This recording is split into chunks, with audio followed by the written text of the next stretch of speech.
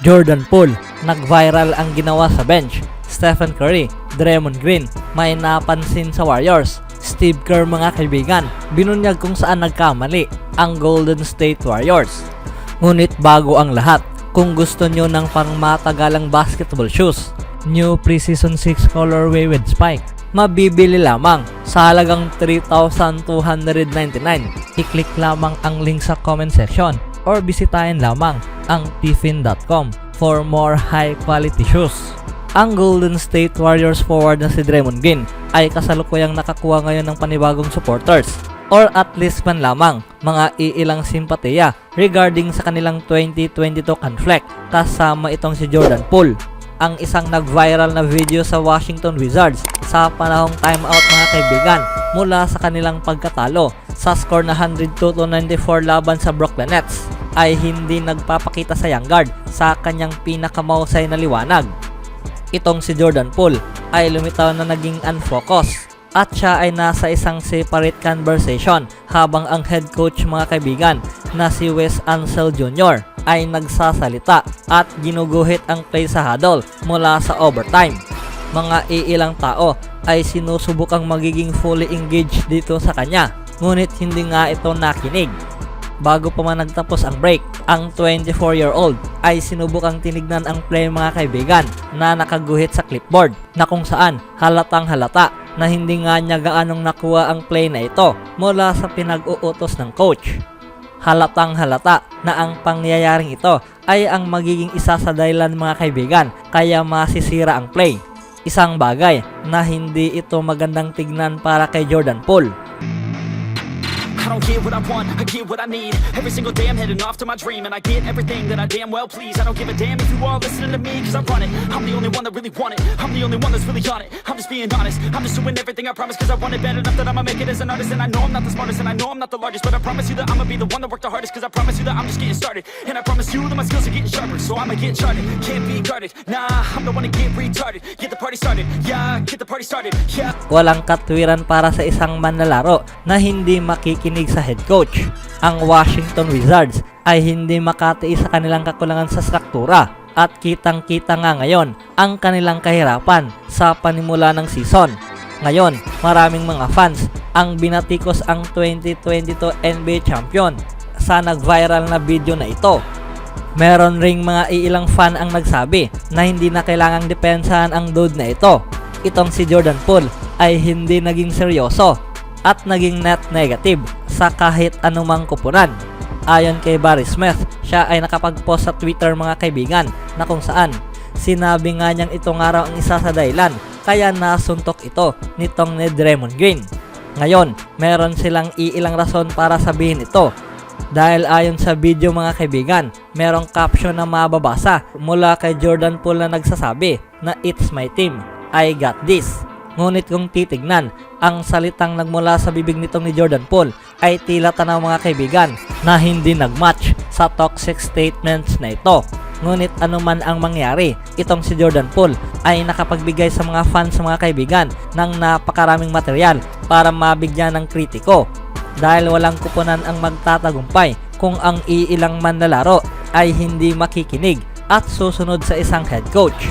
Marahil itong si Jordan Poole ay nadala lamang sa frustration kaya naging unfocused ito dahil siya mga kaibigan ang manlalarong nagkaroon ng shooting na umabot lamang sa less than 42% mula sa floor sa season ito. Siya ay nakapagtapos sa laban ng 5 out of 13 at 2 out of 8 mula sa 3-point range.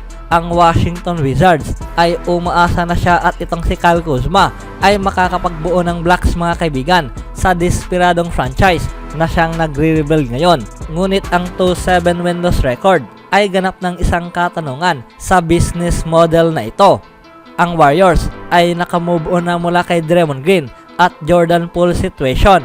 At para sa iba, ang bidyong nakitang ito ay isang justification mga kaibigan para i-trade itong si Jordan Poole patungo sa Wizards. Speaking of Warriors, sila ay gumugol sa off-season para i-workout ang iilang goal sa connectivity matapos nga sa kanilang chemistry issues na naging problema sa kupunan noong huling season. Ngunit merong tiyak na problema sa areas na kung saan ang koponan ay nag-struggle sa halos buong laban mula sa kanilang current 3-game losing skid. Kasunod ang pagkatalo ng Golden State Warriors sa score na 116-110 laban sa Minnesota Timberwolves na ginanap sa Chase Center. Ang Warriors veterans na sina Stephen Curry at Draymond Green at kabilang na nga rin ang coach na si Steve Kerr ay sinubukang ipinpoint mga kaibigan kung ano nga ba ang naging mali matapos sa kanilang hot start nitong 2023 to 24 NBA season. Na ayon pa nga kay Stephen Curry, sinabi nga niya sa mga reporters matapos ang pagkatalo, hindi nga raw niya alam kung ano nga ba ang mga numero kung sakaling titignan nila ito mula sa kanilang naging laban sa road at kung ano nga ba ang pagkakaiba nito. Ngunit sila nga raw ay nakapaglaro sa 2 good defenses mula sa kanilang huling 2 laban. Tanging ang Cleveland Cavaliers ay ang mas nagkaroon ng mahirap na depensa na siyang nakaapekto mula sa kanilang opensa. Ngunit halatang halata na kaya pa rin nilang gumawa ng puntos patungo sa board at sa gabing ito laban sa Minnesota Timberwolves, sila ay hindi lamang nagkaroon ng maayos na panimula sa maagang laban. Patuloy pa ni Curry, kailanman hindi mo kayang makabuo ng presensya dito, makakuha ng crowd patungo rito at mapakiramdaman ng maayos patungkol sa kung ano nga ba ang kanilang ginagawa sa lugar na ito. Tila tanaw na lagi silang naghahabol sa halos buong laban. Na para kay Stephen Curry, ang outcomes mga kaibigan ay nangyayari dahil sa napakaraming magkaibang rason at kailangan nga raw nila itong i-figure out. Itong si Stephen Curry ay nag-stand out at iniwan ang labang ito sa pagkatalo kasama ang 38 points. At ang buong Warriors starters mga kaibigan ay nakapag-combine lamang para sa 38 points.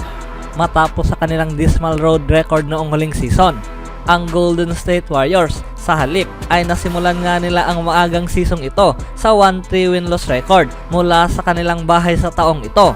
Ang Warriors ay hanap ngayon na mapa-improve ang record sa panahong sila ay magiging host laban sa Minnesota Timberwolves muli sa paparating na Miyerkules. At itong si Green, tulad rin itong ni Curry mga kaibigan, ay napansin ang mga bagay na ang lahat ay hindi nag-click para sa team nitong kasalukuyan. Na ayon pa nga kay Draymond Green, sinabi nga niya sa mga reporters na para sa kanya, ang organisasyong ito na titiyak sila ay nagkaroon ng pagkakataon na kung saan matitignang maayos ang lahat. Ngunit para sa kanya, itong araw ay tinanaw nga niyang hindi. Dahil para sa kanya, patuloy pa nga rin nila ngayong sinusubukan ang iba't ibang bagay at ma-figure out ang lahat. Alam nga raw niya ang lahat na ang bawat isa sa grupo ay hanap pa rin ngayon na ma-figure out ang lahat. Nagkaroon nga raw sila ng napakaraming excuses. Ngunit ang mga ito ay hindi na nga raw mahalaga. Kaya ang lahat bilang mga manlalaro ay kailangang mas maging mahusay pa ayon kay Draymond Green.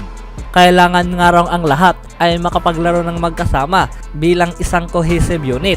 Hindi lamang itong si Stephen Curry ang kailangang gumawa ng puntos para sa Warriors na makabawi at bumalik sa track. Sila ay ganap nang naipakita kung ano nga ba ang kaya nilang gawin kung sakaling sila ay nasa rhythm.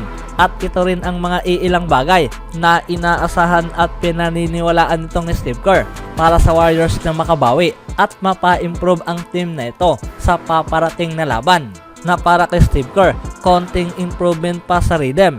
Ito ang kanyang sinabi sa panahong naging performance ng Golden State Warriors laban sa Timberwolves.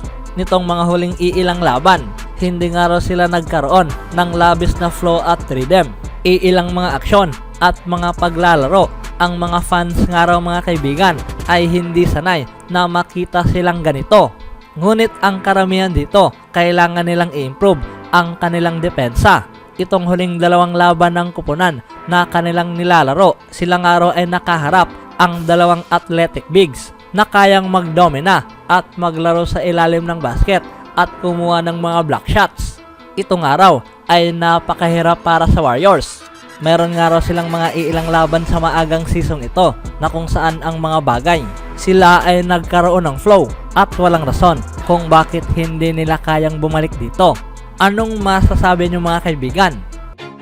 Always do it on my own, so I gotta get through it. And the only thing I know is to love what I'm doing. Never give up, never slow, till I finally prove it. Never listen to the no's, I just wanna keep moving. Keep my head up when I act, head up, that's a fact. Never looking back, I'ma keep myself on track.